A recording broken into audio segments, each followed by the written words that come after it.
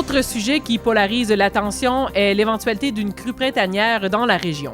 Yannick Bernier, directeur du service d'urgence et de protection incendie, ne voit pas d'inondation à l'horizon, mais il reste tout de même prudent. Nous l'avons rencontré sur les mesures prises par la ville de Pincourt en cas de crue.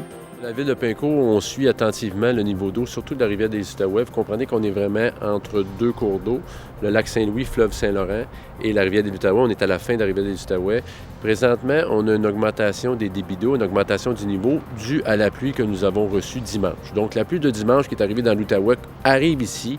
On a une légère hausse, mais selon ce que le gouvernement nous dit et selon le potentiel de neige au nord, ça devrait pas être... on reste sur surveillance, mais ça ne devrait pas être alarmiste pour l'instant.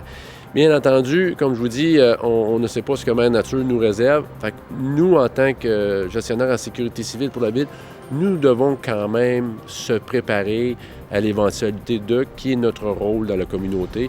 Donc, cette année, on a fait des changements, si vous voulez, à notre opération.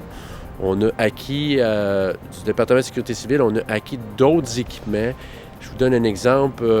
On avait, en 2019, on devait brancher beaucoup de pompes électriques chez les résidents, surtout à un endroit très précis dans la ville, parce qu'on a le premier 500 mètres sous l'autoroute 20, si vous voulez. On a acquis une génératrice avec des panneaux électriques si vous voulez, transportable pour pouvoir alimenter toutes ces pompes-là. Ça réduit beaucoup le nombre de moteurs qu'on devrait gérer avec des pompes à essence et l'efficacité, surtout avec des systèmes de pompage automatique, est beaucoup plus facile pour nous, moins d'entretien.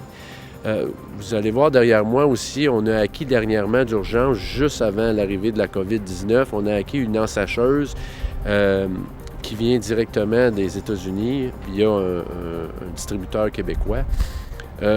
Même si à Pincourt, on utilise les barrages méga sécures qui font environ, je dirais, 80% du territoire, il y a quand même des endroits qu'on ne peut pas appliquer cette technologie-là dû à des endroits très ambigus. Donc, on doit quand même utiliser des poches de sable.